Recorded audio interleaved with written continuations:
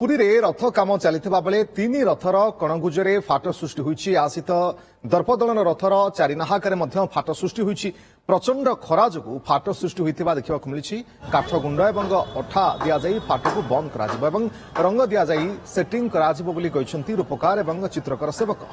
सेपटे घोड़ा लगाजिबा पई ईश जगवाली निर्माण चलिछि बोली कहिसंती विश्वकर्मा महाराणा। तीन रथर 20 फुटिया दुईटी लेखाए घोड़ा ईशर चौपट कार्य पर 8 कोणी अंशमरा कार्य सहित बिंध कार्य शेष होईछि।